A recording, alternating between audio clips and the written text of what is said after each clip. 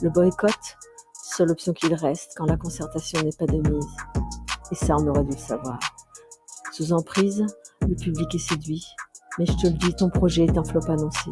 Borné, avorté, sans surprise, ouais.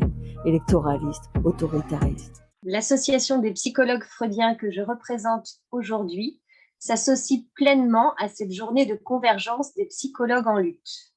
Cette proposition de dispositif Mon Psy Santé est une atteinte grave au métier de psychologue. Nous boycottons et appelons au boycott ce dispositif sur la base de ces 5 points. Premier point, tout d'abord, la durée de remboursement des séances. 8 séances seulement remboursées. Cela est insuffisant et ne correspond pas à notre travail. La prise en charge de la souffrance psychique demande du temps. La sortie d'une dépression n'est pas une question de volonté du patient. Il n'est pas possible de prédire à l'avance le temps qu'il faudra pour sortir d'un deuil, pour retrouver goût à la vie, pour s'extraire de ses angoisses. Cela nécessite un temps pour comprendre, un temps pour déchiffrer ce qui ne va pas. On ne soigne pas un mal-être psychique comme on soignerait une jambe cassée. Il faut du temps pour que le patient découvre ce qui en lui-même a été impacté. Cette proposition de remboursement de 8 séances est inadmissible et ne correspond en rien à notre pratique qui se fait toujours au cas par cas. Faire croire que l'on peut soigner en 8 séances est mensonger. D'autre part, un protocole de soins valable pour tous et fixé à l'avance va à l'encontre de notre code de déontologie, qui exige de prendre en compte au un par un la singularité de nos patients.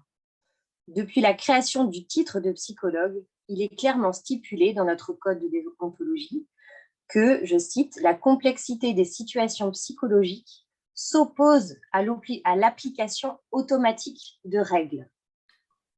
Deuxième point, le protocole exigé par ce dispositif, qui implique que le patient passe par un médecin traitant, complexifie le processus d'accès au psychologue et infantilise nos pratiques.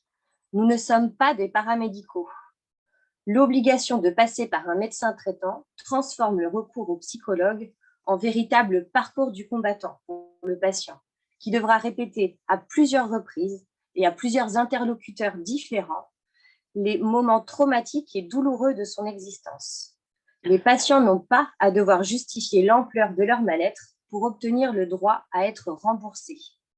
Le psychologue n'a jamais été prescrit, ni même adressé. Au fond, c'est la même chose, sur ordonnance médicale, et il n'a pas à l'être. Notre formation universitaire solide nous confère une autonomie dans nos pratiques qui est inscrite au cœur de notre code de déontologie. Notre indépendance vis-à-vis du médical est aussi ce qui permet de garantir le respect du secret professionnel et la liberté de parler, indispensable dans une démocratie. Cela correspond au principe 2 du Code de déontologie des psychologues, respect de la vie privée, du secret professionnel, de la confidentialité. Le protocole de soins proposé par l'État met en péril cette indépendance. Il met également en péril la possibilité du patient d'accéder au psychologue de son choix, ce qui est un point fondamental également de notre code de déontologie. Je cite, « Toute personne doit être informée de la possibilité de consulter directement la ou le psychologue de son choix. » Or, avec ce dispositif, cela deviendrait impossible, puisque dans l'article 1er de ce décret est décrite très précisément la sélection des psychologues qui seront admis à faire partie du processus de remboursement. Le nombre de psychologues remboursés sera fixé annuellement par région et les patients souhaitant être remboursés ne pourront avoir recours qu'à cette petite liste de psychologues. Empêcher l'accès libre et direct du patient au psychologue de son choix n'est pas possible et nous nous y opposons fermement. Troisième point, la tarification imposée. Le décret stipule que, je cite, les tarifs, les codes de facturation ainsi que les indications du bilan d'évaluation et des séances d'accompagnement sont fixés par arrêté. Nous ne sommes pas d'accord avec cela. Bien sûr, nous disons oui à un remboursement des séances, mais à un tarif décent et pas sur prescription ni adressage médical. L'article 25 de notre code de déontologie prévoit que le psychologue qui exerce en libéral détermine librement ses honoraires avec tact et mesure. Quatrième point, et c'est un point qui nous semble essentiel, l'accès aux psychologues libres et gratuits en France existe déjà.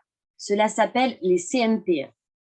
Et il est inconcevable d'entendre Monsieur le ministre de la Santé dire que l'accès libre et gratuit aux psychologues va être une grande première en France. C'est totalement faux. L'accès libre et gratuit aux psychologues en France existe depuis les années 60. Il se fait dans les CMP. Les centres médico-psychologiques sont des lieux de soins qui accueillent et prennent en charge la souffrance psychique. Ils font partie de l'hôpital psychiatrique. Celui-ci a été démantelé depuis des décennies.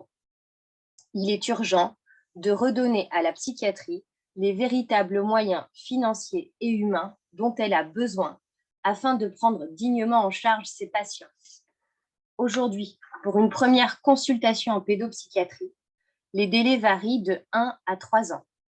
C'est à l'hôpital psychiatrique, dans les CMP, qu'il est urgent de recruter des psychologues, car il n'est pas possible d'accueillir seul, en libéral, les patients que la psychiatrie n'a pas les moyens de prendre en charge.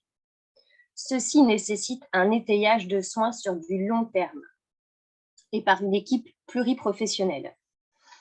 Lorsque j'ai commencé à travailler en psychiatrie, il y a 15 ans, l'hôpital de jour dans lequel j'intervenais accueillait les patients sur une durée indéterminée. Certains patients y trouvaient un lien social vital qui leur donnait une place dans la société, leur permettait de retrouver un sens à leur vie.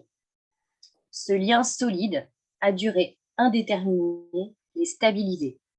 Aujourd'hui, les prises en charge se font pour une durée de 2 ans maximum. Alors, 8 séances, vraiment, c'est de la poudre d'yeux qui masque mal l'idéologie de rentabilité économique et les rêves qu'elle concentre. Rêver de mettre au pas, sur pied, au travail, le plus rapidement possible, des individus mis à mal par l'époque que nous traversons. Or, le véritable enjeu majeur de société est de repenser l'offre de soins, développer les postes de psychologues au sein des services publics. CMP, unité d'hospitalisation. Cela permettrait de rétablir plus honnêtement le principe d'égalité des soins, puisque l'on sait que l'on ferme les structures de soins publiques dans les régions de France les plus paupérisées. C'est cela qui est scandaleux. Et enfin, 5e point, nous disons non à la création d'un ordre des psychologues.